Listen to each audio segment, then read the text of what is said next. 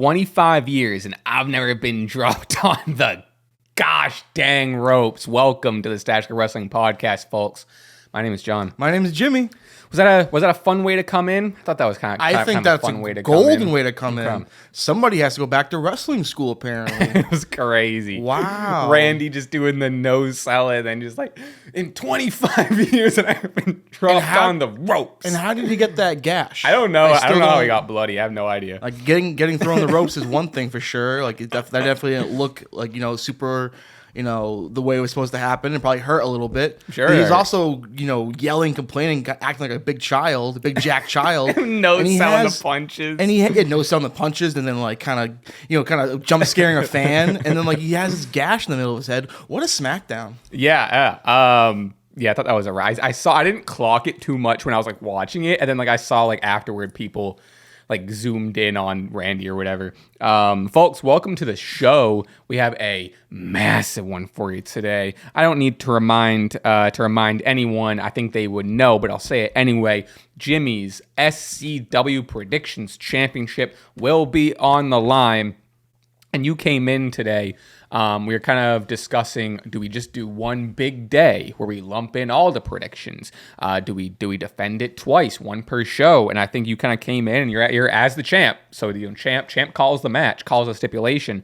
Tell them how we're going about things. We are doing Wrestlepalooza, but we're going to keep the shows separate. So one title defense for All Out, AEW, early in the day, and then Wrestlepalooza at night, WWPLE, its own title defense. So we might have another scenario where John holds the title for 30 seconds, just like what happened last month or a few months ago. But I plan on doing back-to-back retains because today I don't have predictions. I have spoilers. I do. But yeah, I'm looking forward to both shows. It's going to be a phenomenal weekend of wrestling action. I'm torn. I also won't be able to go to Focus Pro Wrestling, the local indie show, which is the same day. But big Saturday, huge, massive Saturday. So we are going to start out with Wrestlepalooza, then end the show with All Out, and then we're gonna head over to patreon.com/Stache Club Wrestling for $5 a month. You get to hear us chat for a whole other hour, and we're taking questions, and you have the whole back catalog you can go to. So if you want to check that out, please do so. One last plug, folks. My new song, Simple Things, is coming out Wednesday. I like the simple things. She likes the small details. Nothing gets in my way. Be on the lookout for that. It's going to be on Spotify and everything. Follow me on Instagram and whatnot to know when that comes out. It's on my YouTube channel, Raspy Taylor. Raspy Taylor Simple Things coming out this Wednesday. With that said, Jimmy, I don't know. There's a lot of wrestling that happened this week. Do we, for predictions, do we start out with our wrestler/match of the week, or do you want to still say that to the end? Just dive into Wrestlepalooza predictions? Because for the most part, we're not talking too much about the shows. I know, other than obviously the said matches will bleed into what happened on Raw and stuff, but I don't know. Whatever you're feeling. How about we start with our wrestler of the week and our match of the week? Because we saved at the end to last week, but let's put it over this week. Let's really advertise it. Let's really put that prestige to our wrestler and match of the week. I guarantee we have the same match of the week. Okay. We'll go match, wrestler. So give me your match. Match of the week. Easy game.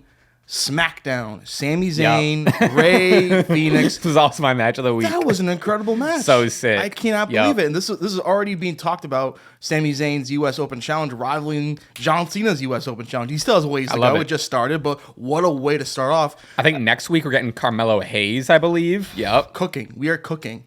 The Sami Zayn hate train is being stopped. It's being halted. I think this is a great, use of his time and putting over, very deserving opponent in Ray Phoenix, who unfortunately lost his tag team partner. I was just gonna say, really brave of Ray Phoenix to go out and do this after just getting divorced by his tag team partner. I do want to talk about Andrade. I'm glad you brought it up. I want to talk about Andrade. I don't want to derail too much. We'll talk about Andrade before we get into predictions, but pretty crazy. I mean, we don't know too much, so I don't really have too much to say, I guess. But yeah, I can speculate. Sure, I have wild speculation of what happened. But I agree. Sami Zayn, Ray Phoenix, they went out and went crazy. I think Ray Phoenix is one of the best sellers in the business today. Obviously, I was to touch on Andrade a little bit. I guess reports were he might have allegedly. I'm gonna preface a lot of this with allegedly. I guess. violated a wellness policy that kind of screwed up things. You didn't see that? I did not see that. So yeah, I don't think that had anything to do with this departure, but I think prior to his departure, he was suspended for a little bit because of a wellness policy violation, which led to the derailment of Rey Fénix and Andrade's tag team. It's why they weren't featured as much. It's why they weren't potentially maybe in the SummerSlam match. I think there was a report. Again, this is all speculation. This is all just report, and this isn't coming from my mouth strictly. But I think there might have been a report of Rey Fénix and Andrade to win the tag team titles if it weren't for Andrade, doing whatever.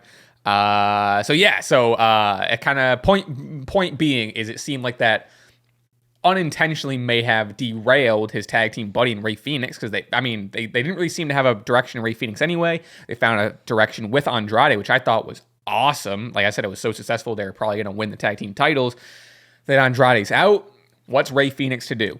Put him in a match with Sami Zayn, burn down the house, have yourself a match of the week match. And I'm excited to see where Rey Fénix kind of goes from here. And like you said, I'm excited to see where the Sami Zayn Open U.S. tournament kind of continues. They had me for a few times. I thought Rey was walking out the new U.S. champ.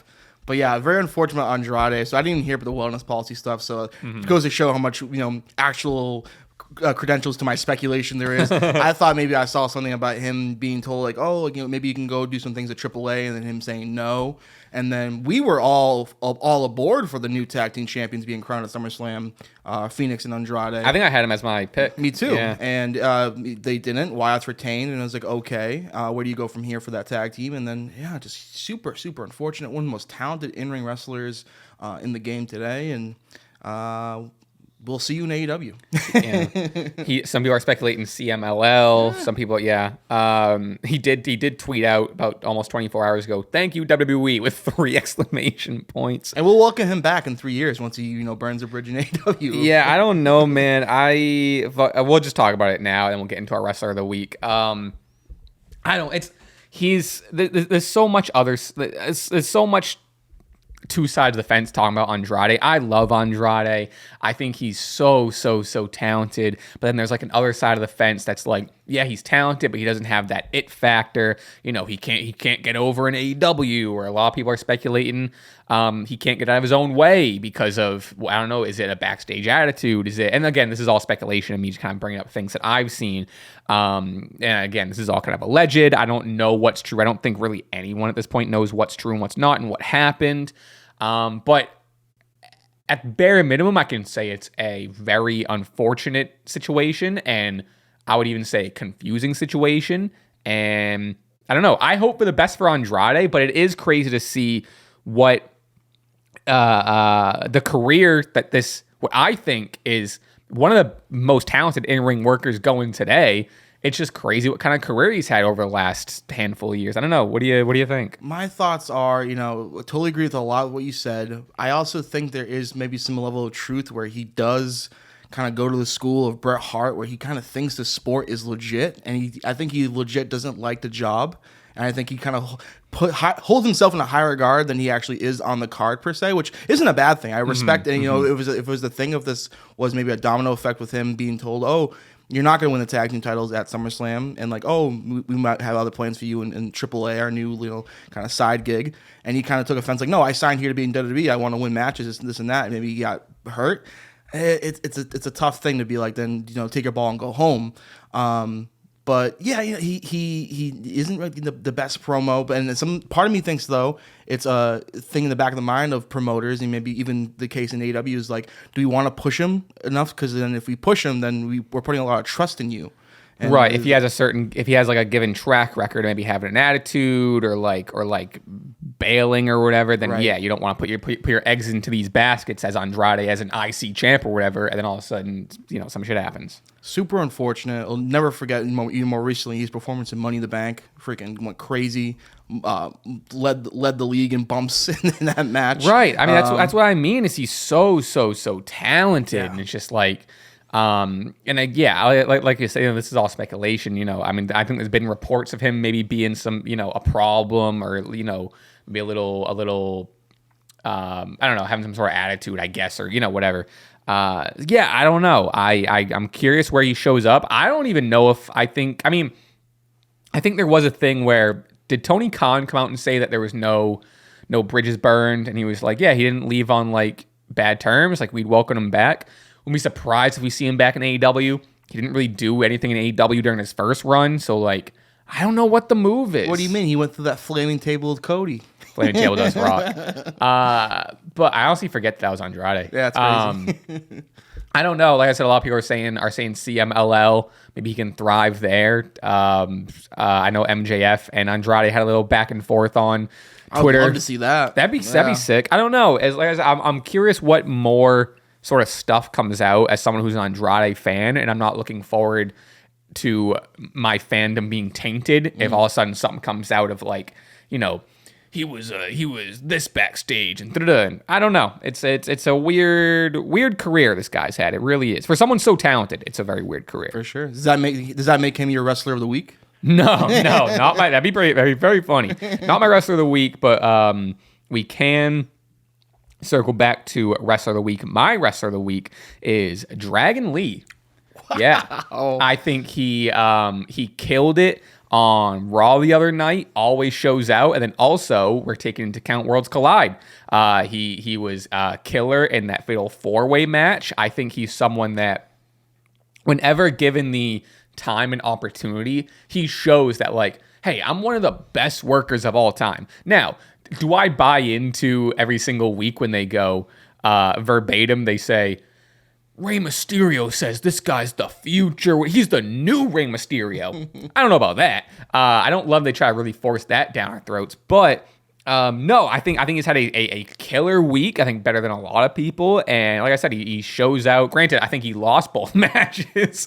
But in terms of in-ring performance and showing how good he is and you know how I don't know. It's always one of those things where you see Dragon Lee show out after not showing out for like, or not being allowed to show out for a month and a half, and you're like, oh my god, Dragon Lee's sick. So it's my wrestler of the week. I hate to do the internet thing. Wasn't there an internet report on him and like that he was like unhappy or his contract, something like that, and then it was like debunked? Did you see any of this? No. It was recently. It was the last few days. Like there was some discourse of like, oh, someone came out with a report of like Dragon Lee's contract's up soon. He might be following Andrade, and then someone came out and said, nope, he's happy. Oh, he likes his part of the company. But yeah, I think it's a really solid wrestler of the week. Thank you.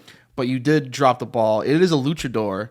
But it does start with the letter D, but it's Dirty Dom Mysterio, king of the Luchadors. Pick. Are you kidding me? Double champ Dominic. Yes, sir. You know, there was a time where I was double champ. It's come and gone now, unfortunately.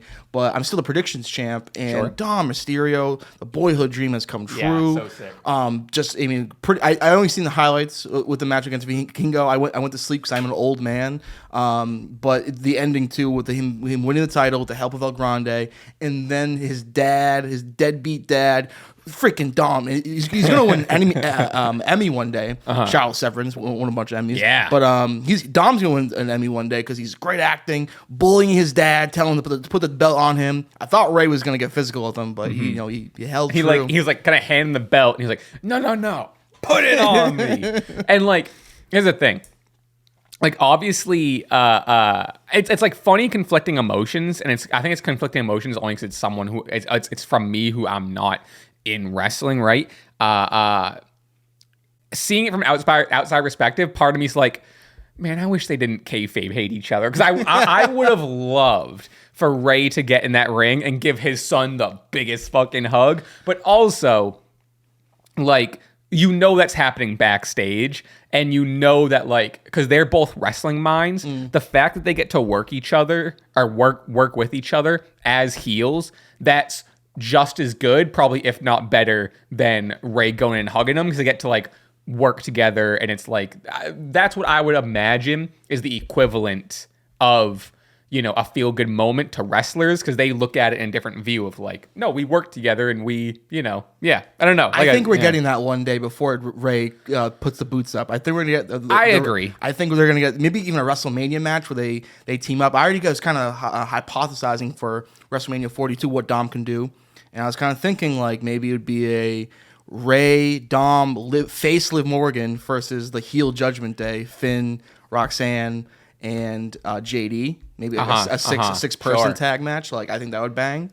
Yeah, especially like if Ray retires, like by all means, I love living the gimmick, but I think you can move on from Ray doing the my deadbeat dad and whatever, and still if he wants to be a healer or whatever, and then like just give me that on camera like father and son, like I'm so proud of you, because like not to get parasocial about it, but like Ray's got to be over the moon for this kid. You know what I mean? Like it's always one, even just like the bits of like, you know, a Mysterio's never been a AAA champion, them going back and forth on social media, and then Ray posting himself with 2 belts, and like, I saw a thing, and I believe it, where like it's a father's dream to watch your son be more successful to you, right? And like that's kind of like Ray winning these titles that Rey fucking Mysterio never won. Yeah. To find a title that Rey Mysterio hasn't won isn't the easiest thing. You know what I mean? Or an accomplishment in wrestling that Rey Mysterio hasn't done. And yeah, I don't know. I'm so, I say it all the time. And again, it's not to be parasocial about it, but I feel so proud for Dominic Mysterio. I think because he's like around our age, and we saw him we saw him when he was 9 years old or whatever in the literally our age. And then crazy. Yeah, like as kids, we saw him as a kid in a wrestling ring. Then we saw him when he debuted, and he was like very green, you know? Yeah, it seemed like he needed a little more time and developmental. And then just growing into the wrestler and performer he is today. It's just like it's really, really cool to see. Hits absolute home, especially, you know, his debut was a, you know, who's your daddy storyline, which relatable for me, you know, personally. And then that's the thing too, you brought that up, like, you know, Ray's never won the title, and once he returns, legs for their, maybe not forget the whole team idea, Ray going after the title. And the thing is, I don't think Dom's ever beat Ray one-on-one, so there's actually so much on the line in that match. And like, honestly, that headline like a Triple Mania or something, who knows? Have Dom beat Ray, don't have Ray win the title, and it's oh no, so have much. Ray win the title. You think so? Ray Hogan, baby. Let's go. Hey, you don't get twist my arm. You don't have to convince me for Ray Mysterio winning a world title. A father should never lose to his son. It's ridiculous. Fine with that. You don't have to convince me. Those are solid. Those are very solid matching wrestlers of the week. I think so. Those are great. All right.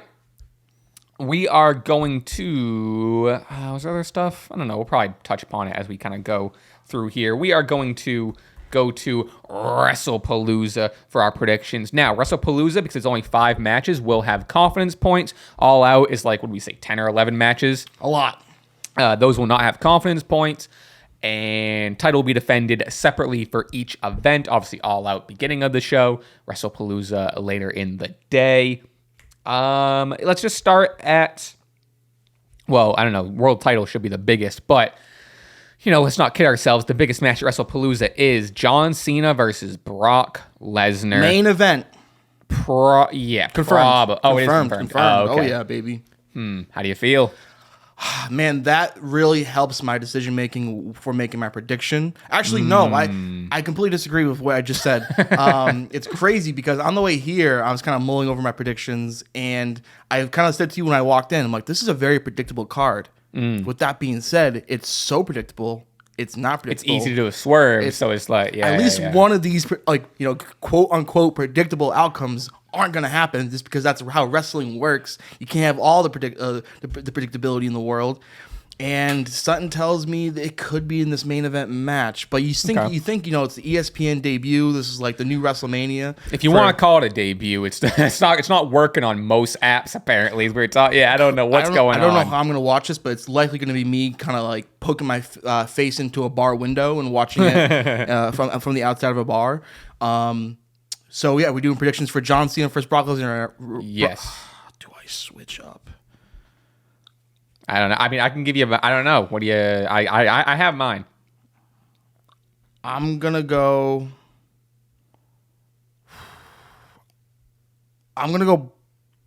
Brock Lesnar. Wow. I'm gonna go 1 confidence. Smart. Only one. Smart. Because again, I have listed here in my notes app John Cena over Brock Lesnar. But thinking about it, and then looking at the card and like what should happen, I don't really know. I think it's debatable what should happen. I know John Cena's favored, right? But I think, you know, even going back to the, you know, Brock Lesnar's first match back in WWE in 2011 against John Cena, Extreme Rules, he lost, which was a very interesting booking decision at the time.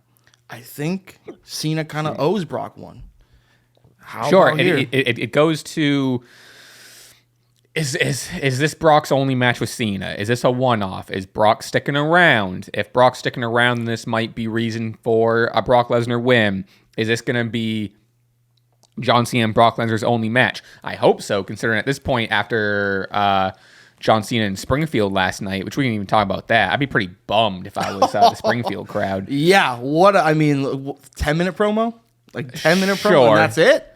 I haven't heard. I'm sure I would have heard some of it came out. Like I hope that he had some sort of dark match, or at least just like someone coming out and playing the hits. You know what I mean? Hitting the FU and like whatever. But I guess now after Springfield, what do you say? 5 dates left. And then a lot of his promo was just like, it's tough being an offensive lineman, which like I can appreciate. I love that. I'm like, again, huge offensive lineman, unsung heroes. I got no credit, but all the bruises. And I understood what he was saying, but like that was that was the beef of his promo in Springfield. There was one line that was it was like Springfield College prepared me for the WWE or like something like that. Which like Springfield College forever until the end of a time will be using this audio for their commercials. Springfield College prepared me for. He might even. I forget what he said. I'm misquoting it, but like it was something like prepared me for life or like life in the WWE. I think it was. Yeah. Okay. Yeah. Oh my God. I don't know, man. I'm glad I didn't spend $400 to. You know what I mean? Some Boston radio personality, Jimmy Stewart. Shout out Jimmy Stewart. He paid for. I'm not sure if he paid for it, but he was in the front row on TV. Oh, okay. I can only imagine how much money that must have cost, and like if you're doing it specifically for, because I think Monday Night Raw was okay. It's fine. But for John Cena and his, what he was doing that night, a 10-minute promo and a lot of it featuring Springfield College is like it was Springfield College heavy. It was funny. Yeah. A lot of fuck you Brocks. Yeah. Oh, I mean, my uncle's friend Tavion, when I was a real young kid, I remember he had a mixtape. And on the mix, because I was born in Springfield, Massachusetts, and I was looking at the mixtape, and the one song that really stuck out to me was Springfield Shitty. And it's kind of a play on words because Springfield City, but it's Springfield Shitty, and it's kind of just talking about how like rough it is in Springfield, which it is. Okay, that's why it can really shape me as the tough guys you see here today. There you go. But yeah, immediately.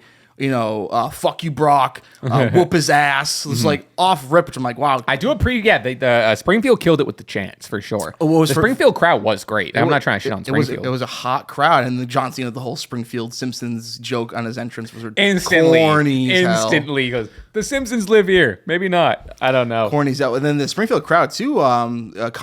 Constipated chant, I think, for Becky. Which was crazy.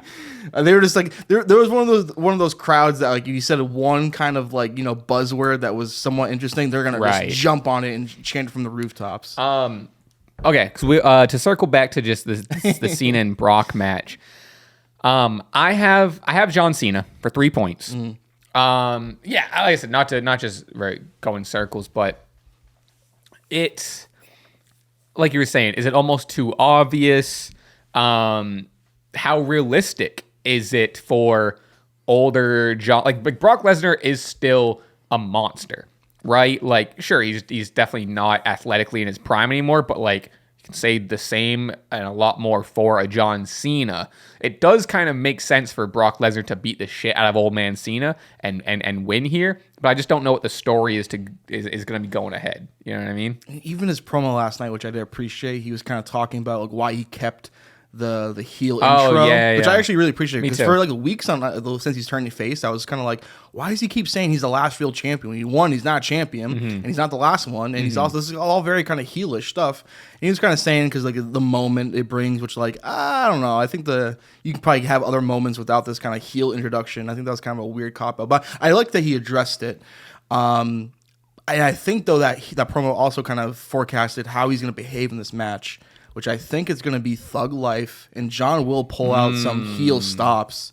And if I had to predict what could really happen for the finish of this match, would be John Cena getting out that 6.5-foot chain, word to Johnny Hamcheck, and hitting Brock with the chain fist, a la his match against the Big Show WrestleMania 20. So like even at this point, and I don't even know if I would love this, but like, even at this point, John Cena could low blow him and get cheered. Yeah. I mean, yeah, most because like Brock is like a heel and Brock's Brock. But like in general, Cena is just cemented as like a face at this point. Like we're not doing the heel thing. He could low blow him and be like, I can still be dirty and a good guy. how else do you beat a beast? So like it wouldn't be like, oh, like what are you doing, John? It was like, oh, good job, John. Like you learned this from your recent heel turn, almost like an ode to his heel turn, if you will, because he kind of learned how to be a little dirty. So speaking of on SmackDown, the R-Truth confronting Brock Lesnar, huh? How bad was this? And like, I mean, like we've talked about it for weeks of just how they've just like kicked Ron Killings to the side. And R-Truth comes out and he's silly and he's like, "Oh, I got this new attitude." And it's like, "Well, do you? You're still, yeah, I don't know. I didn't love that." My name's Ron Cena. The optics were weird too. Just a weird kind of start to the show. What saved it, and I thought made it for an all-time moment, is Brock ripping his pants. I thought that was like, what the hell? Yeah. Legit ripped his his jeans like right down the ass crack, and then he was kind of parading around the ring like, "Oh, look at my butt!" Like I thought that was crazy, great live television. But yeah, that segment. And it's very disappointing to see the character development of R-Truth and again, like I thought you were Ron Killings, and something tells me the name Killings is what really killed that gimmick. No pun intended. I wouldn't put it past it. I wouldn't be shocked. Even just like, YouTube SEO is just gonna hide the word Killings. All right, let's move on to the second match here. We have Cody Rhodes versus Drew McIntyre for the WWE Championship. I'll rip the Band-Aid off of this one. I got Cody Rhodes for 5 points. Ooh. Now, is it more exciting for a Drew McIntyre to sneak one out? Is Drew McIntyre maybe going to get punished now by some backstage politicking for dropping Randy on the ropes? Probably not. Kind of speculating there. But I don't know. I think this will be a fun match, but I don't see, as much as I'd love the swerve, I don't see Drew taking it off Cody here. Like I was saying earlier, I saw some of these matches on the card. I'm like, there has to be at least one thing that's a bit unpredictable that happens. And I damn well could see maybe Drew McIntyre defeating Cody Rhodes for the WWE Championship, but I'm not going to go there. I'm going to go Cody for 3 confidence points. And again, maybe it's damn well true that because Drew can't wrestle clearly and threw Randy Orton in the ropes, and that Drew McIntyre fan blocked me on Twitter. Like, this is all karma for Drew, So I think Cody Rhodes, 25 years never been dropped on the goddamn ropes. Yeah, that was pretty crazy. No receipt though. I don't think. Maybe not yet. Maybe we'll get one later on.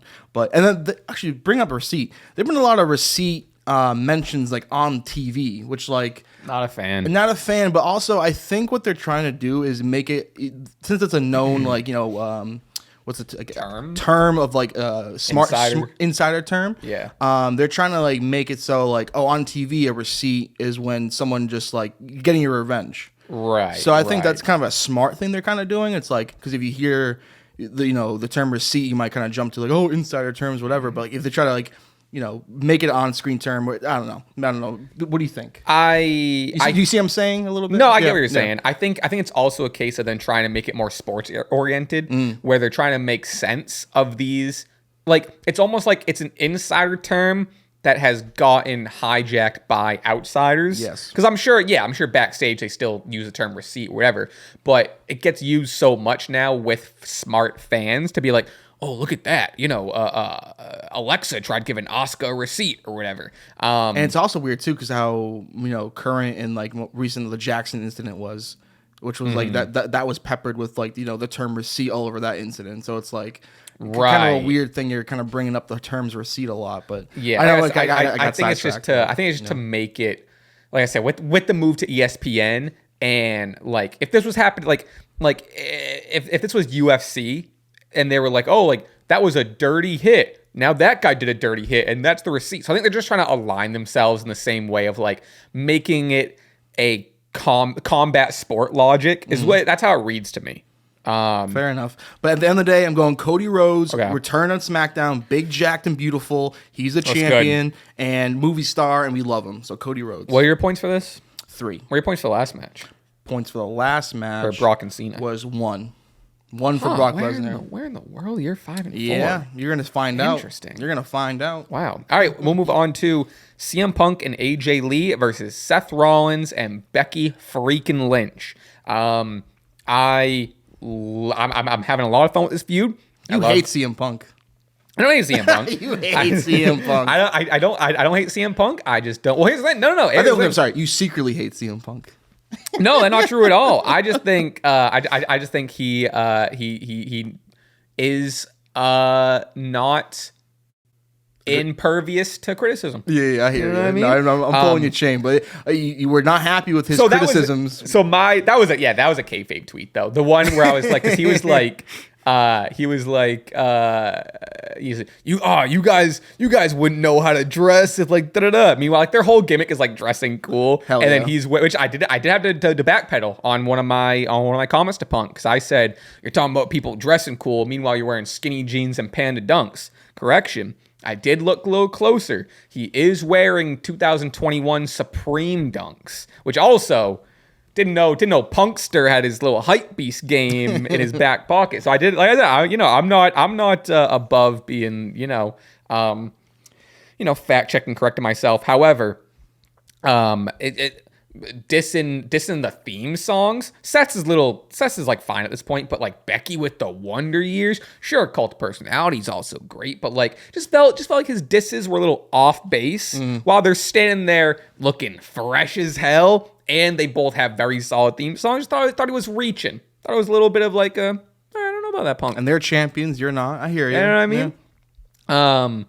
But no, I like this promo. I think so much credit is given to Seth and Becky here. They've given so much to this feud, and also notably just like AJ Lee's return, putting her over. Like even just the little moment of Seth, AJ Lee slapped Seth, and then Seth kind of pulled the CM Punk of like, I don't hit women, but I know someone who does. And then Becky stood there just like talking to me, and then Seth just doing just like a, come on, get her. Just like little things like that, being the not on the same page, looking like idiots and being like silly. To make Punk and AJ look great. Like I think they deserved a lot of credit for how this feud's going. IMO. I totally agree. They are phenomenal heels. I almost kind of wish the world title wasn't a part of the storyline, because I can see they don't need it. They don't need it, because this mixed tag match is box office, and I feel like they could run this exact match like for 2 or 3 PLEs. To be honest with you, sure. I'm sure they'll go their separate ways and have AJ do a singles match. But I think it's perfect to have her first match back being a tag match with her husband. Manhandle slam looked fucking great. And then her physicals with Becky upon her return, where I thought it looked really fresh and good. And then that slam. Yeah. I'm really hyped to see her in the ring. I think she's gonna really show out. Absolutely. Did you predict who's gonna win? I have Punk and AJ Lee for 4 points. I have the same for 4 points. Like there's no way AJ. What is your 5 points? That's crazy. I respect it. Yeah, there's no shot a CM Punk with his newly returning after 10 years wife AJ Lee are losing here. It's not for any sort of titles. You can justify AJ Lee and Becky to come out of this. What are you thinking? I wouldn't say it's a slam dunk. I didn't say that. Did I say that? Oh, I thought you meant like there's no way. I thought you said there was no way Punk and AJ Lee. Oh, AJ I guess I wasn't speaking in terms like 100%, but like I highly doubt they do. But like anything's possible. I'm right there with you as you see in my predictions. But like like you said, Rollins and Becky have carried this feud for quite a while now, and like, who's to say like there isn't more to gain for them? Punk and AJ Lee, chasing or being upset. Like the story post Palooza, like Punk and AJ have to face adversity with that loss at Palooza. I think there's some story there, so I don't think it's like crazy to say that Seth and Becky could walk away with the win here. It is a non-title match, so like, what are the stakes? But I don't know. Go ahead, switch your pick then. No, I'm not switching my pick. Oh, no. Go ahead. Not so fast, Jenkins. Yeah, I'm excited for this match. So I think this is going to be a ball. I do hope I think we're going to get some sort of like Baron Corbin to Becky Lynch sort of like one move that's gonna happen, because they like the women have been slapping the men. Like I think there's, I wouldn't be shocked. Well, not that I wouldn't be shocked, but like I think I wouldn't be surprised. No, I don't know how, because I keep thinking like you're either gonna have Punk do something on Becky, but that's very heelish. Like Punk's not gonna. I don't think Punk would be in the face to do to hit Becky, but also like I don't know if I see Seth hitting AJ. The heat of Seth Rollins curb stomping AJ Lee, he wouldn't be able to get out of the building. I'm telling you. It'd be pretty good. That's what I'm saying, is like it is set up for there to be that one mixed tag sort of moment. You know what I mean? I think there could be a massive pop for Becky taking a GTS for sure. But Even like it doesn't really align with Punk's character per se, even though you can flash back to Punk eliminating Beth Phoenix in the Royal Rumble in 2010. I know, but like I think right now, as we've seen on the TV week to week, like Punk's not crossing that line for any reason. I could see a missed super kick and then Seth ends up planting a super kick on AJ or something. I need the curb stomp. And then Punk's mad. Hey, I'm with you. I just don't know if they're going that far. That's like taking a small, beautiful dog and doing the Anchorman Jack Black, kicking it over the bridge. Like that's like, you don't do that. No, it'd be crazy. Yeah. The one line, Twitter's kind of ripping it apart right now, but the one line AJ Lee said was like, I'm a Puerto Rican from New Jersey. I shank a bitch. Crazy. And if this was back in the day, she would have got a strong talking to, I think, backstage. I think that was a very like off the cuffs line.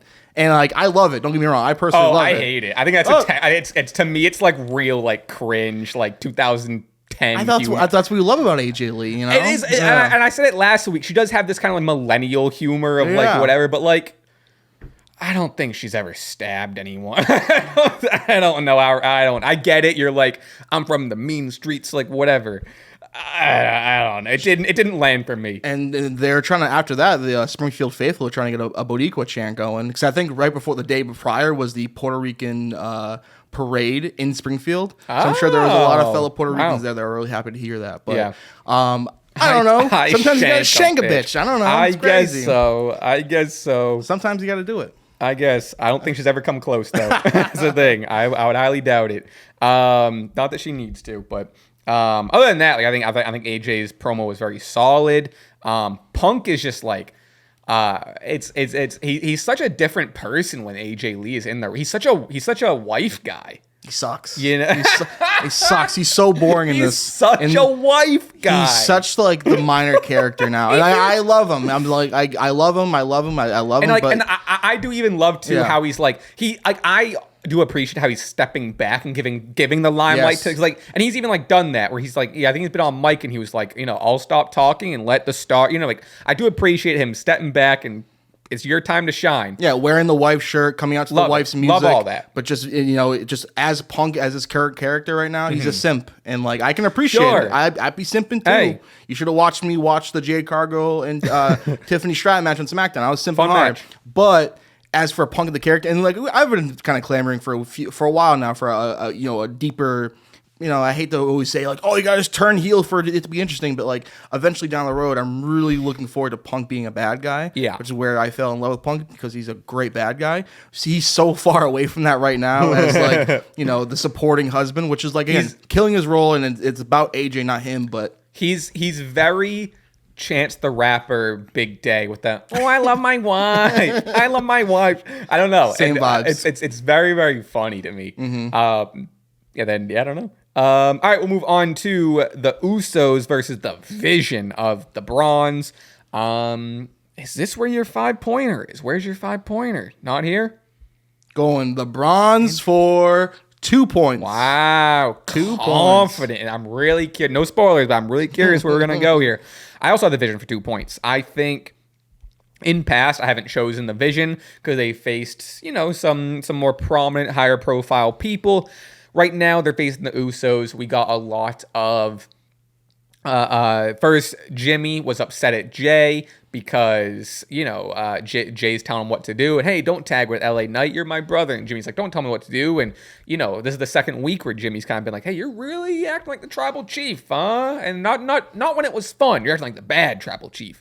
So there's already play on them being rocky. I also just think it's an easy win to give to the Vision, who need it pretty desperately at this point in terms of them being a team and whatever. I think they can beat the Usos here. You also have a lot of LA Knight involvement, which I'm sure you're pretty hyped about. We're back. The LA Knight closing, shaking Jey Uso's hands, turn him around, boom, BFT, sayonara. I think it's great. I really hope this does mean full LA Knight heel turn. I'm into it. Oh, on the contraire, young John, this is not an LA Knight heel turn. Okay, I'm gonna pull up your Twitter. You're slowly seeing, my friend. Los Angeles is completely in his rights to do what he did on Monday Night Raw last night. From that Fox tribal chief, Jey Uso trying to be in the Scorpion King Part 3 with this terrible acting. I take it back. Your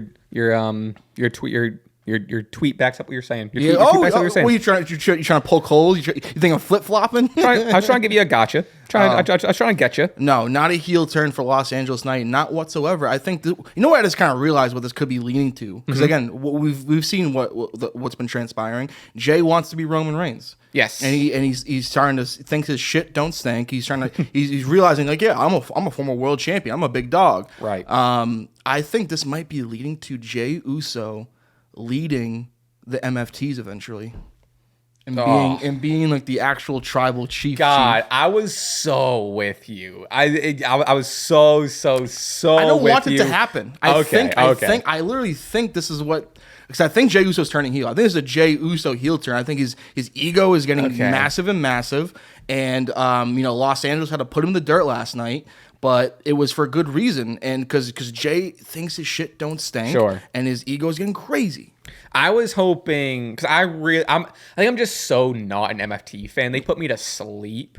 But they need something. They need something. Yeah. Jey Uso would revitalize it. I was hoping you were saying like Jey Uso would lead a new old bloodline, and Jey Uso, like, as a heel, then recruits Jimmy, then maybe gets Sammy back in the loop, and now Jay's really, and I guess, like, I don't know, is it lazy to just repeat with the same cast of characters, and then at that point, maybe, like, is Roman under Jay? I don't know, but as much as I would hate it, it would be refreshing, I guess, for the MFTs, and then you can do MFTs versus Wyatt 6, I guess. No, don't be crazy. But yeah, for down the road for Jey Uso, because I think right now I'm really excited to see a potential LA Knight Jey Uso one-on-one rivalry spanning a few weeks. But I think even last night, 1 week and you'll like it. What do you mean? I'm just kidding. You think I only like it for 1 week? No. I'm just saying, like, because you want it so bad. I'm saying LA Knight's gonna be in the spotlight for 1 week and you'll be happy about it. Oh, no. There's the thing. Like, teasing. Last week you asked me, like, truthfully, Jimmy, do you think LA Knight's gonna be a world champion? And at that point, it killed me, but I said no. It feels like a different story now. This week, a little bit. This week we're I'm not gonna say we're back. It's like you're saying last week, the circle, the clock, where it's like, we're back. We're back. Like, we're back kind of up toward 12 o'clock here. And as an LA Knight fan, I'd be curious because there is a movement out there, and it's a lot more distinguished and established than the We Want Cross movement. It's the We Want LA Knight movement. And I'd be curious to know, within that movement, that my fellow Knighters, do you think it's more beneficial for LA Knight in terms of his goals to be a world champion to turn heel or to remain face against a potential Jey Uso feud? I would, maybe not exactly answering that question, but I'm just more interested in general of an LA Knight heel turn with his same character and mannerisms. Like, I don't want him to be a heel and turn back into, what was he again? Max Dupree or whatever the fuck he was? Yes. I think so. I would like it because he the promos the past 2 weeks have been really, really good. He's always a solid promo, but like the past 2 weeks, There's one specifically in mind that I can't remember now. There was one that he had. I was like, okay. So I think I would be more interested in him as a character. I think he would work better as a heel, still keep this fiery sort of promo he has. And if he leans on like, I deserve it. Other people don't deserve it. I've been held down for too long. Like, this is enough is enough. I'm gonna beat the shit out of double Jay. down in his feud versus Jay and being like, you stole my whole shit. You stole my catchphrase, which again, yeet, yeah, full little words. That's why the sunglasses, the charisma, like the fan movement. Disagree, I think he could really. But is it harder, more difficult in a financial decision? Because turning Jay heel, him stop doing the yeet, which I think could create a very compelling character and fun story-wise, where he's mad at the crowd for yeeting, and he's telling them no yeet. We've seen how that's fun and successful with his brother. But is it more, just makes way more sense, and is it easier for just, we'll go LA Knight to be bad guy, and I think his character would work, honestly, probably better as a heel. So and I also think, too, I think you're going to be cheering for him regardless, but I think if you do the LA Knight versus Jay, I think LA Knight's going to end up being the heel regardless, unless they beat LA Knight to the punch and then fully turn Jay heel first. But I think if it's a story like that, of like, you stole my shit, I think the crowd's going to stay behind Jay, and there's going to be you in the crowd going like, yeah, chirping. But yeah, I like everything that's happening, and I like that. I think the fear of LA Knight, kind of like the Vision storyline is just kind of it hasn't passed him by. So he was very involved, but like now he's just like, he's not very involved. And I think the fear was that it was like, okay, your work in the main event's done, like da-da-da. So I'm glad that he's sticking around. You know what I mean? I think heel work is gonna be good. On Raw, picking Jimmy Uso as his tag team partner kind of created that wedge between Jimmy and too, Jay. yeah. And that's why I'm picking the Bronze at Wrestlepalooza, because I think, the Bronze desperately need a W. And then, of course, the Usos, while it's a huge deal of them, I don't know when was the last tag match together in a PLE, but this is obviously a big deal, the Usos being back together. I don't think it's going to be something they move forward with. I think there's going to be some clear division, whether it's the result of the match with Usos losing or whatever happens. I think Jimmy and Jay are going to come out Wrestlepalooza at odds with each other. I agree. Yeah, I agree. All right, we'll move on to the final match of Wrestlepalooza before we go to All Out. This is Io Sky versus Stephanie Vaquer for the vacant women's world title. Who do you got and why?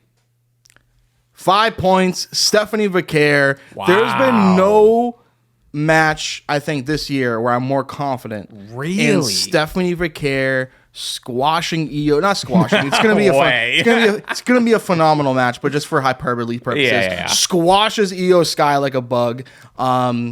This match is going to be probably up there for match of the year. It's going to rock. Which is like, dangerous thing to say leading up to a match, because then you have expectations. So, maybe pump the brakes on that a little bit, but I can't help my excitement. These are two of the best women's wrestlers. I mean, you can drop the whole women's part of that too. Two best wrestlers in the biz today going at it for the vacant world title. We've been kind of complaining that Stephanie's been off TV for a bit. She was there last night, killing it. And I just think she is such a big star. And I know, kind of not having a huge story for the culmination of her first, world title win. It'd be better if there's a better story. But given the circumstances, I think the story aspect of this match is so fully on Io, and there's so much going against Io in terms with her relationship with Asuka and Kairi Sane and of course Mommy. I think this is Stephanie's moment. Stephanie's moment to shine. She is going to be world champion for a year. For 1 point. No way. Io Sky. No way. Because to your final point, because I think there's two sides of the coin to what storylines are at play. Like you said, Stephanie Vaquer doesn't have a story coming out of this besides her and Rhea a little bit backstage a couple of times being like, I'll see you down the road. Da-da-da. I don't think we're jumping to that too quickly. Also because I think we're still pumping the brakes on Rhea getting back to the world title scene so quick. What I think, and again, fully aware that I think a lot of this is also what I hope to happen and want to happen, but I think it does make sense of the biggest story in this is, like you said, Io and Asuka. and then other, sort of parties. So I think it's gonna be shenanigans because obviously they've really been playing on Asuka wanting to help Io and not liking that, she's kind of been stepping outside the friend group, and they're like, Asuka's really like, we're family and you're not friends with anyone else, and Io won't accept any of Asuka's help, but Asuka also doesn't want Io's help. It's a big pride thing. So I can fully see, Asuka tries to come out during this, Io gets distracted, or Io's mad, like fully something's gonna happen. But isn't it also interesting if maybe Io conquers everything despite Asuka and everything, wins the world title? That is the seed that, not immediately I don't think, but that's the seed that eventually through Monday Night Raws, Asuka's going to get jealous and whatever, and that eventually breaks, and then that leads to Io, Asuka, or also there's so much Kairi Sane story to play, Asuka, Io, Kairi for the world title. Now, like we always talk about, sometimes feuds don't need a world title. You do these same match without a world title. But in my head, I'm like, might as well put a world title on that story and on that match, because I think there's just less story with Stephanie. And all I really need in a story sometimes is just good matches and title defenses. But that in my head, that's kind of where I'm at, is I think sometimes it could be this person's not going to win the title because they already have a story and da-da-da. But I would love Io and the Io and Asuka story, as it's already been my favorite story for weeks at this point, to be leveled up now with a world title and a championship, muddying the waters of the relationship even more. That's where I'm at. I appreciate where you're coming from. That was really well put.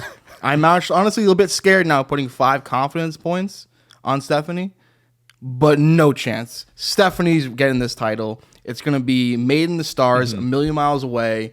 And again, I think this match could be match of the year contender. I just think Stephanie's cooled down. I think, unfortunately, I'm not even saying that from like a me perspective. I think that's just a mistake WWE's made. Is like, she was the hottest thing going, and then she was off TV for a little bit, and like, she's still a massive star. Don't get me wrong. But I hear that, but and even too, like the way they advertised the contract signing, and then ended up just being, they canceled it and then did a backstage segment confirming it. Didn't even like backstage. It cut to Adam Pearce, and he was like, "Well, now it's signed." Like they didn't play it at all. But like Stephanie earned this title shot at Evolution, which feels like 5 years ago at this point. So it's like, I do hear you in terms of momentum, but Io Sky was world champion not so long ago. And I think there's a whole massive, content purposes of layers within Asuka and Io and all those women telling a story without the world title. I think there's just too much opportunity there. Sure. So, but in my GM, what makes a story better? Throw the world title on there. And you would know. You would know. You're the champ. But I'll tell you this. That 5-pointer is gonna be the swing. I think that's gonna be that's gonna be the swing. I'll be calling you during that match. But yeah, I'm excited. I'm excited for this match in general. But I don't think it's a no chance of Io Sky winning. I would say no chance. I would say crazy. No chance. You think it's a 0% chance Io Sky wins? I think there's probably a 0.1% chance that Io Sky wins this match. I think Stephanie is a star. I think she's a star too. I'm shocked you put 5 points on this. You gotta impress the ESPN shareholders on ESPN. You know what they're gonna play the next morning on First Take? Stephen A. Smith reacting to the Devil's Kiss and him going freaking out and being a gooner. So that's what's gonna be on ESPN. You can do that. You can do that with Stephanie Vaquera loss. No, you can't. No, you can't. You won't be talked about. Wow. Okay. Well, those are our Wrestlepalooza predictions. I think we have very, very different. I think I have a lot of picks we are the same, but like in terms of confidence points, I think we're all over the map here. I think it's gonna come down to that Io Stephanie match, like for sure, because mine's only a 1-pointer, so it's not even like if you win that's a 4-point jump. Huge. You know what I mean? Huge. That's crazy. Yeah. Okay. We are going to jump right to All Out. And then that'll be the show. I think some of these we're not going to probably spend too much time on, because a lot of these are just kind of just like boom, bang, boom. First match, Cope and Cage versus FTR. Who you got and why? I got Edge and Christian. I was going to say, remember, the poster has a Canadian or a maple leaf on it, or Canadian leaf on it, whatever. I mean, like I said earlier, there's not a 0% chance FTR wins. But I think, you're in Canada, Adam Copeland, Christian Cage, Yep. they are the hometown boys. They, returned and beat the Patriarchy last pay-per-view at Forbidden Door. So there could be some legs for an FTR win here, but at the end of the day, I think you're gonna want to make the crowd happy, and what better way to do that? Also, too, hot take. I could be definitely wrong because I don't know contract talks or whatever, but FTR 2 years will be in the WWE. Within 2 years, will be in the WWE. Okay. Hot take. Why do you say that? Because they love CM Punk, and everyone that was on Collision when Punk was on Collision eventually makes their way to the WWE. In Andrade's case, then back to the AEW, speculating. But my only pushback for that, which granted 2 years is different because if you're older, you want to take it easy, but I think FTR like wrestling too much. And I think they like real graps, and I don't think they're gonna have any match of your contenders. They go over to WWE. No, they can dip in AAA, win the AAA tag titles. They can then go to NXT. They can do the Dudley Boys gimmick and have like every title. Sure. Like 8 titles. Like You mean the Mercedes Moné gimmick? I'm sorry. She did invent winning titles. I forget. Exactly. I also have Cope and Cage. I think it's just pretty bare bones of this is what all the promotion is for. Edge is on the thing, and they're in Canada, and do I logically FTR should beat these two old men? Yeah, but it's what we're building up for. We're building up for them to be on the same page. It's not for any sort of titles. Cope and Cage dub. But who's to say though this might not be like a best of 3, and FTR can get the first one in the hometown. It's a lot of heat. Think of the heat, brother. A lot of heat. But I think this might be just one match, and then Cope and Christian get the dub. Next, we have the Hurt Syndicate versus Ricochet with the Gates of Agony. I just have the Hurt Syndicate. They lost the tag team titles. I think they still want to be built up as pretty strong and a force to be reckoned with and a faction to be reckoned with. So I think Hurt Syndicate have more to lose and more to gain as opposed to Ricochet and Gates of Agony. I'd be almost willing to bet a gallon of milk on this match. The Hurt Syndicate win this match decisively. Shout out Ricochet. I think he made the right move going to AEW. But at the end of the day, I think, there's not many people that will get one off on the Hurt Syndicate win. All right, next we got TBS title Mercedes Moné versus Riho. I love this match. I love Riho. I would love for Riho to be the one to dethrone, take Mercedes off of one of her thrones. I think we're keeping on here with the Mercedes train. I think Mercedes is going to retain, but damn it, this will be sick. I'm excited for this match. She has to lose these titles eventually, and TBS Championship isn't the most prestigious in the world. Right. Why not start now against Riho, which you and a lot of the AEW fans love. But yeah, I think at the end of the day, I'm gonna stick with Mercedes Moné and go with my gut and go with Mercedes Moné. Yeah, it's something I think about all the time when shit's brought up. Is the problem with winning. How many titles do you have? 8 at this point, whatever it is. Creeping on 10. Yeah. You do gotta lose them at some point, and some of these are just very smaller promotions. And it's is she just gonna go on a losing streak? How are they gonna do this? That could be well done. It could be. But it can be well done.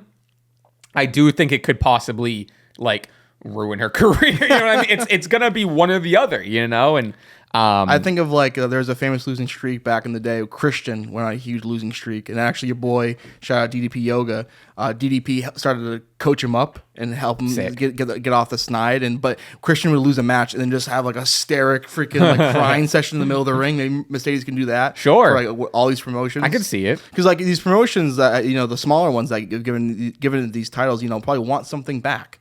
The Rev Pro or whatever. So obviously have her come. Do an event, sell out all the tickets, and then her to drop a title against your young upcoming, wrestler, I think doing that 10 times can is beneficial to all those companies. Yeah, So there's a lot of opportunities to give back, and like it's weird though. I hear you saying it's a weird thing because eventually you're gonna have to start losing, and like 11 straight title losses is in kayfabe would ruin your career. And it's kind of lame, and I hope they don't go this route where it would be lame if she just vacates them all at once. You know what I mean? Like awful. That would be awful. But I got Mercedes, but I think they're gonna have a banger of a match. Next, we got Jon Moxley versus Darby Allin in a coffin match. Who do you got and why? This is where I'm torn. I'm not totally sure who I have here. They say what? Undertaker in Hell in a Cell matches, Randy Orton in traditional Survivor Series tag matches, Brett in Canada, Daniel Wallace in Falls Count Anywhere matches. I think this is Darby Allin's match, a coffin match. He's 4-1 in these matches. Do you remember his opponents in those other casket matches? John, Quiz, go. No chance. No, isn't one like Danny Garcia? It's like a weird one. We have, and I can tell you, I remember 3 of them. Ethan Page, crazy. Brody King. Actually, I remember that one too. That one actually kind of that's cool. I do remember that one. Yeah. Swerve and Christian. Oh yeah. Sting. Oh yeah. That was. I remember the spot, like one of the crazy spots. I mean, I've seen him in the coffin. Jack Perry. Which is the only one he lost. The only one he lost against Jack Perry. Shout out Jack Perry. Thank you for AJ Lee. And then your boy Andrade, which I don't remember that one. Andrade Darby Allin coffin match. Apparently. That's crazy. Yeah. I just want to see what that looks like. But yeah, Darby 4-1 in these matches. You can make the case that Big John Moxley needs a W after losing his title a few months ago, but I don't think he's going to get one. I think Darby, you want to build him up. This is his specialty match. I don't think he should ever lose one ever again, unless it's against Jack Perry again. But yeah, Darby. This is straight up on a Dynamite. Andrade Darby. That'd be worth a rewatch. Crazy. I'm sure it is. Wow. Yeah, I do remember the Swerve one with took the fucking back bump to the coffin. Yeah, that was insane. I'm on the same page as you. I think there is room to start building back up a Jon Moxley / the Death Riders. However, like you said, we've been building to Jon Moxley versus Darby, and a lot of people thought it was going to be for the title. Not for the title, but Darby's back. Darby's being pushed heavy, and Moxley had his time in the spotlight. I'm not arguing this, but a lot of people would say it's been too long. So I think this is an opportunity to, one, put Darby over and get him closer to that world title match. And I think this is the biggest step there, is beating Jon Moxley in a coffin match. And what a poetic justice moment where Jon Moxley loses his match, gets put in the coffin, then gets put into the hearse, literally going on a death ride. Whoa. Chills. Pretty good. And then Mox, take a vacation. Take a vacation. You earned it.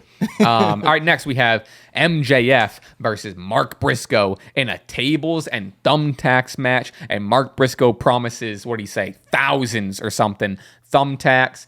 I'm excited for this. I think it's going to be sick. It's going to be a lot of blood. I got MJF winning here. I don't see Mark Briscoe taking one from MJF. I think the trajectory for the rest of 2025 is way more on the side of MJF than it is Mark Briscoe. Yeah, it's pretty cut and dry to me.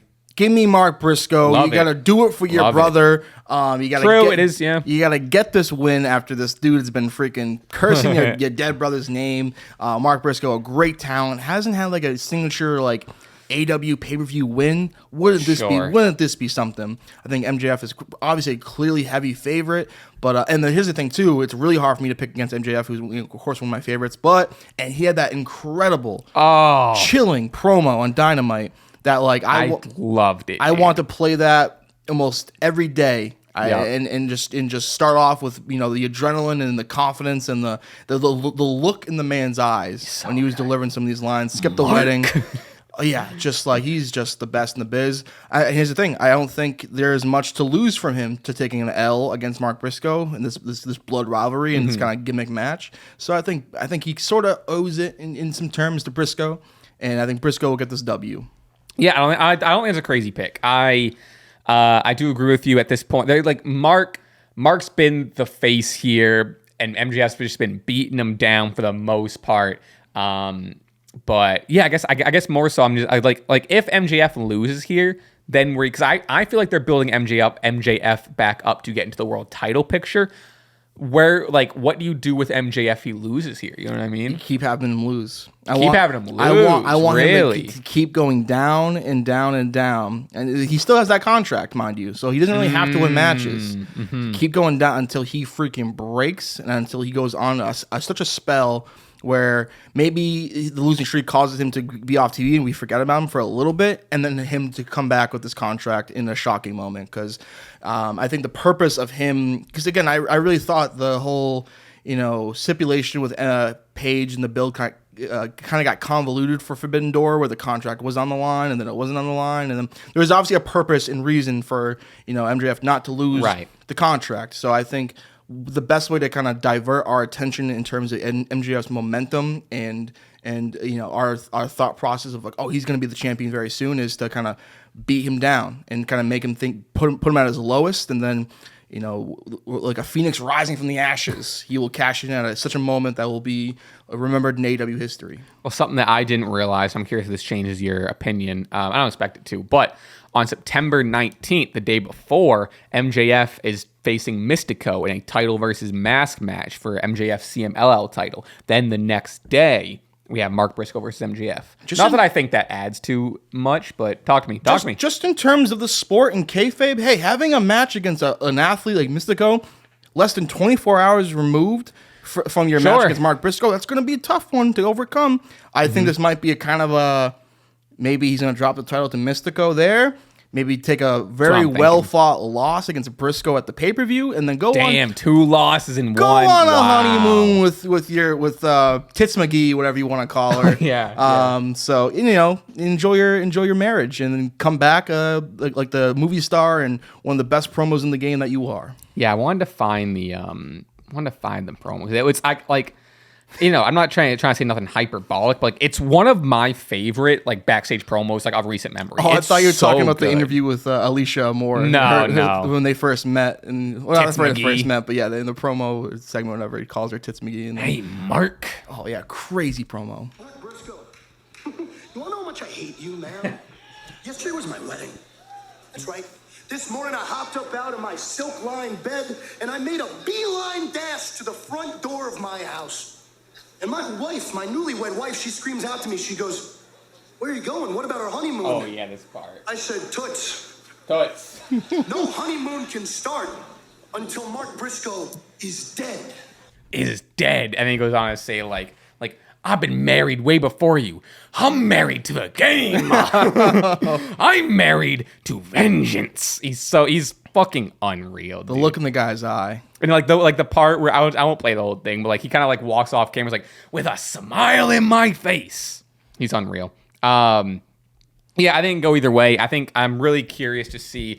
Because I don't know if I see him losing back to back, but I do see him losing the title to Mystico.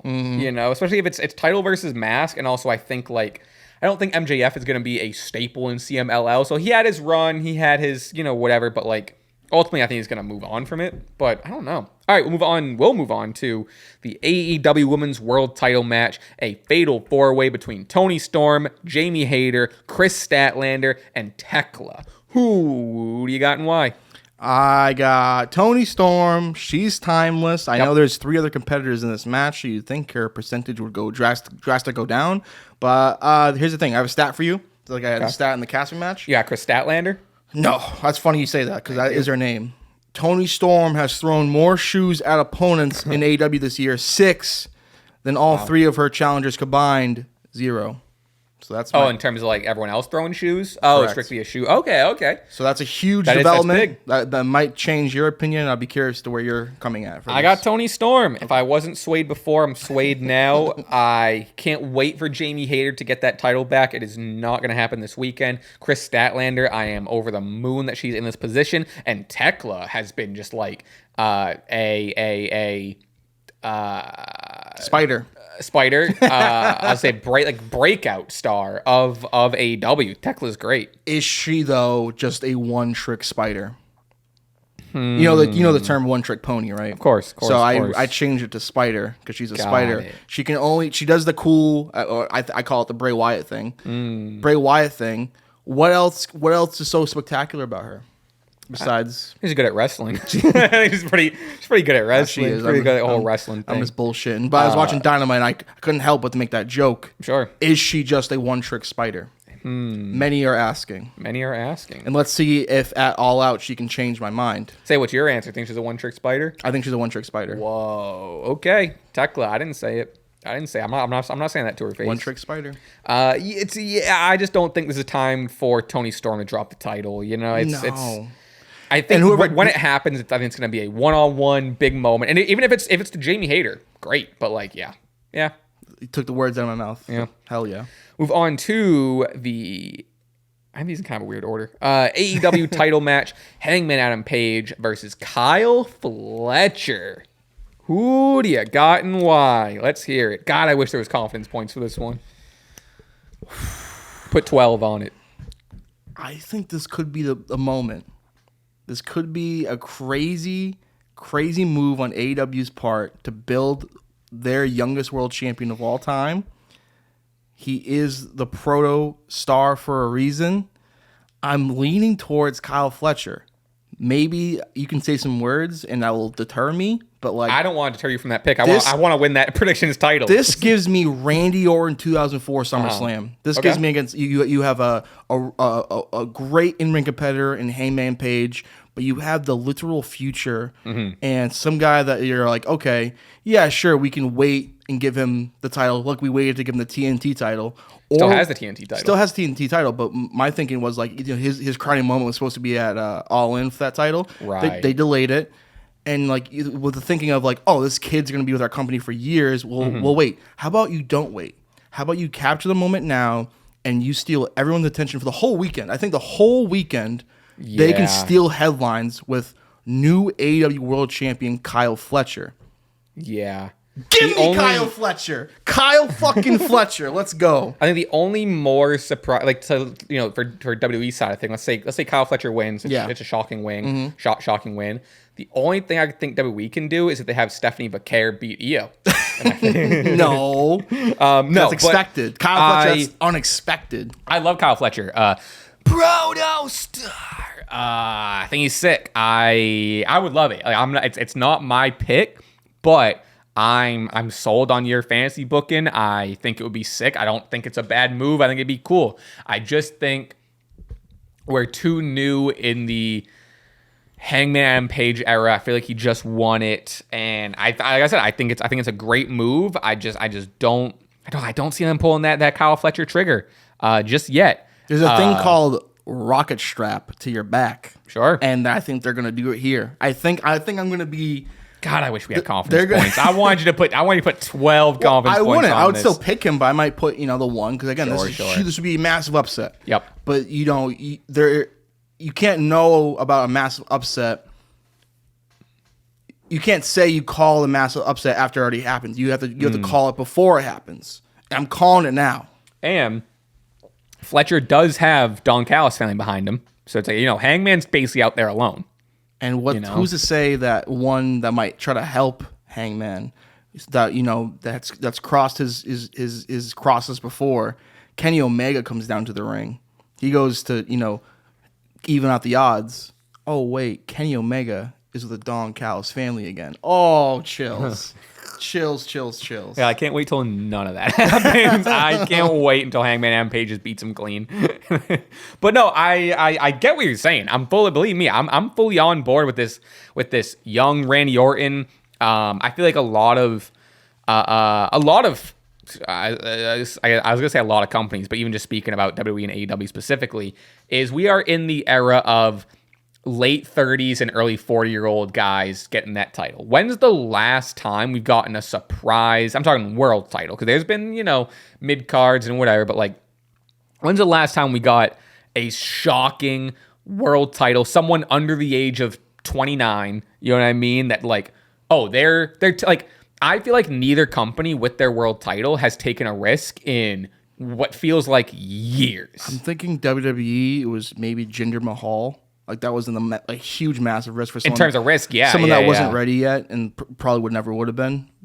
But for AEW, I don't think for the world title they've ever done that with anyone. It's always been someone that like, super well deserves it. There's no risk. There hasn't been like a Daniel Garcia all of a sudden wins the title because like, I mean, like it sucks to like look at it this way, but like you do have to, especially in 2025. And this has always been the case, but like, we're in just like a hyper capitalistic society now where whoever that world champion is the face of your company.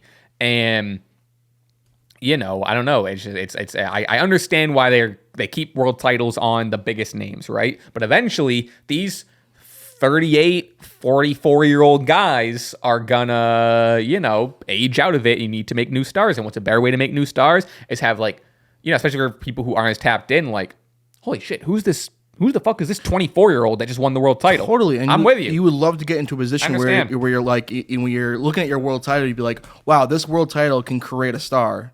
Instead of vice versa, where you're like, oh, I got to get stars to win my world title. It's like, no, this world title, if I put it on you, that will make you a star. It takes prestige, and it takes some time for a company to develop a world title that is that. Because like, even like, let's say the WWE, the world heavyweight title, Damian Priest would be a great example for someone that like that was definitely I think a risk. But I would say that I don't consider that. Here's the thing though, I don't consider the world heavyweight title prestigious enough to be to compare it to the main title in AEW or the WWE Championship. So it's the closest. But I get what you're saying. Yes, but I think in terms of like how the magnitude of putting such a young or having a risky world champion, like I look at the WWE Championship, and we're talking about AEW right now. So the AEW World Championship, it's so few and far in between where they really taken that risk of someone, and especially as young as Kyle Fletcher. You truly do go back to. I mean, again, this is the World Heavyweight Championship, like Randy Orton or Brock Lesnar in 2002. Well, at that point, the World Heavyweight Championship was, I would say, on par. It was still, you know what I mean? Yeah.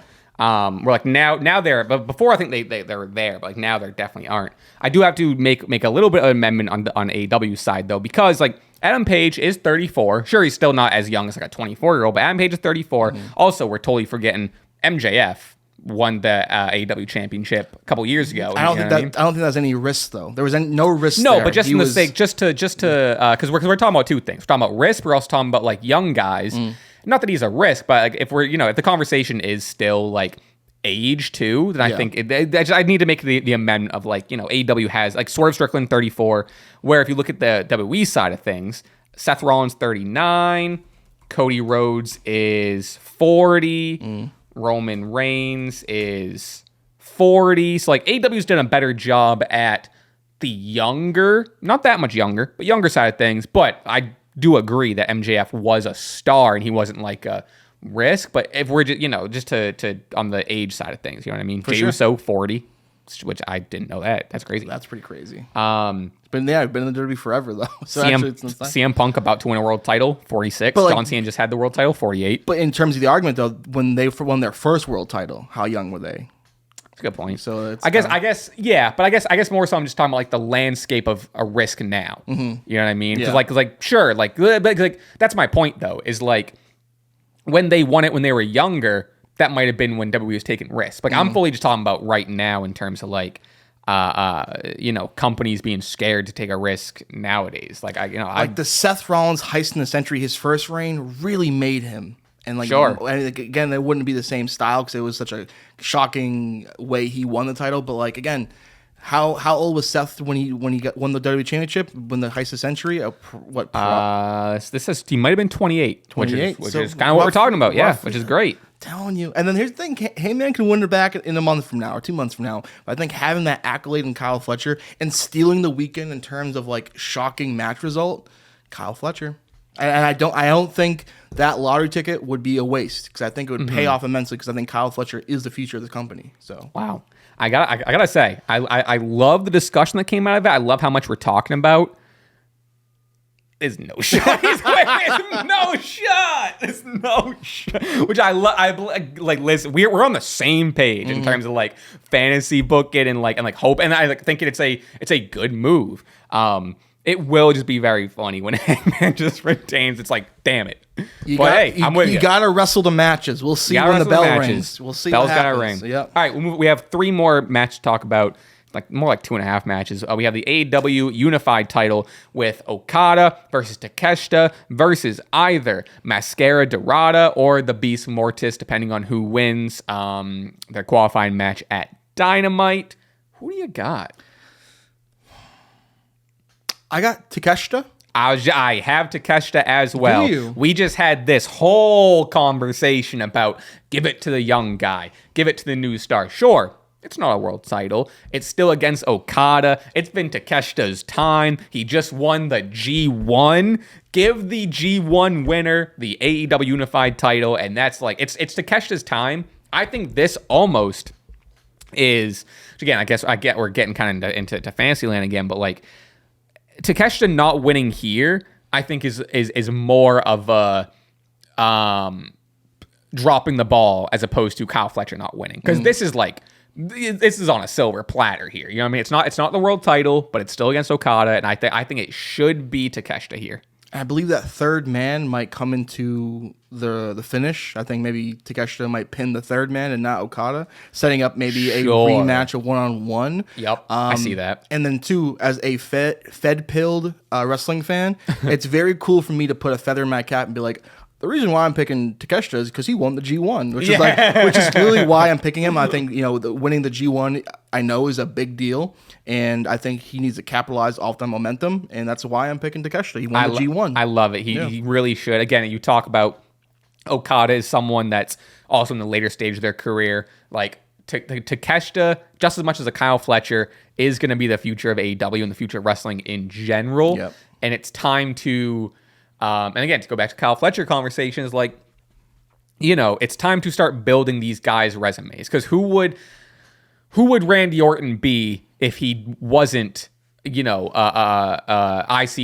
champ so early on? If he wasn't the youngest world champion? If he, if he didn't start stacking up those accolades young, it's like, what kind of career is it if you only stack up accolades when you hit your 30s? You know what I mean? I'm with you.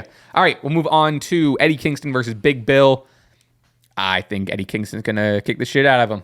Hydrogen Bomb versus Coughing Baby here, which is very crazy to call Big Bill a coughing baby in terms of his stature and look. But Eddie Kingston returning here, this is massive news. I'm so hyped. I don't know how you feel about Eddie Kingston. I love Eddie Kingston. I love Eddie Kingston too. I love his promos. The bell does ring at certain points in matches, but I think he's such a good wrestler. People say that. The chop. Those kill me a little bit. I'll tell you what. His chops are a little. Not but great. I guess that's a whole style of wrestling that, again, like I could put the flag in and say, hey, that's not for me. But I think you can get it'd just be so easy not to do that. I think. Sure, I'm not disagreeing with that. I'm not disagreeing with that. It's very nitpicky to say that one aspect of your in-ring ability, like move set, or if you will, that's what I'm pointing at. But like that's one thing. No, I'm with you. I don't disagree. Love, but like Eddie Kingston as a wrestling character promo on any roster I'd ever assemble. So yeah. All right, we'll move on to, again, this one's kind of like, we can't even make our predictions really for this one. This is the AEW tag team, or for the the AEW tag titles in a 4-way ladder match. The only confirmed team, of course, are the champions Bro Dito, and they could possibly face, any of these teams in these qualifying matches that will happen tomorrow night on Dynamite. We have the Don Callis family versus Top Flight. Talk about Hydrogen Bomb there and Baby. Wait, what? Who from the Don Callis family? I'm saying, okay, it is Hitcherico and Josh Alexander. I butchered that fucking name. But I guess I can't take that back, because Top Flight in a ladder match, that makes sense. Is pretty fun. That also makes some sense. Then we have Killswitch and Kip Sabian versus Jet Speed. Then we have the Bang Bang Gang of Austin Gunn and Juice Robinson versus the Young Bucks. So I don't know. I don't think we can speculate and pick. We can think, I hope so and so wins, but I think we can wait until after Dynamite to put pen to paper, and then I'll have graphics made I sort of lean my tuchus though to the Bucks a little bit. I know. Okay. I know. Wow. Bro Dito won the titles fairly recently, but something tells me. The Bucks have been hearing all the praise for their poor broke boy gimmick, and I think, even though they did win $500,000 on Dynamite, so maybe they're back in some aspects. Huge. So yeah, I don't know. Maybe momentum will carry them to a title win. Yeah, in terms of everyone else, I don't see the Don Callis fan winning. I don't see Top Flight winning. in terms of the tag titles in general. Jet Speed is probably the closest to the Bucks because they have been very pushed.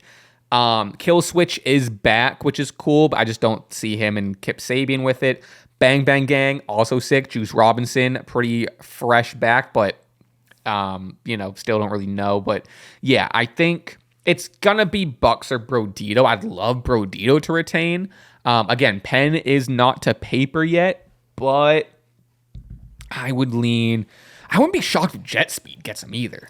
I mean, I think they were kind of rumored to possibly win the titles from the Hurt Syndicate, but the Hurt Syndicate were like, nah, we're good. You guys aren't stars. We're not putting you over. Fuck you, Speedball. Fuck you, Speedball. So maybe this could be the chance for them, just Brodito to be transitional champions and get the titles. Because the Hurt Syndicate are in the match, so they don't have booking power. I'm just saying. Yeah, so who would you, again, not official, but you go Bucks? I would lean the Bucks. Yeah. I would love to see everyone in the match officially, but Yep, I definitely agreed. lean a little bit towards the Bucks and then Brodito and then possibly a shocking win for Jet Speed. Yeah, I think those are the three teams for sure. I think right now I lean Brodito more of just who I want to win. I'd love to see them get this like massive dub. And also Bandito has been on a tear this whole year. I mean, I'm seeing discussions already for Wrestler of the Year, which I don't think is crazy, but we're going to be the ones to decide that come the end of the year for the Stache Awards. Hell yeah. But yeah, okay. So folks, again, reminder, SCW Predictions Championship will be on the line for both of those separately. And I don't know about you. I think we were talking about off pod, but I will not be available the whole day, so I unfortunately don't think I'm streaming anything. And you're kind of day by day? I believe I'm streaming Wrestlepalooza on my channel.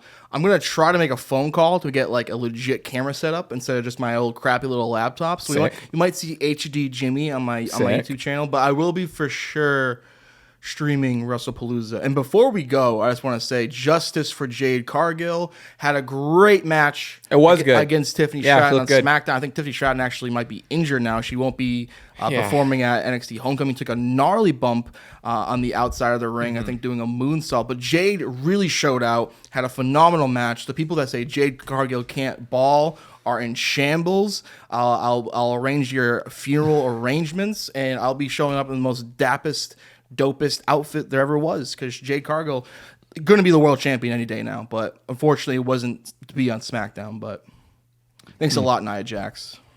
Yeah, I can't believe we're back in like the Nia Jax Tiffany Crazy vortex.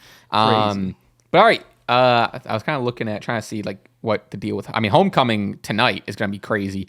There's so many people like Rhea. I think Rhea, Stephanie. Do we know who's replacing Tiffany in that match? I think Andrade.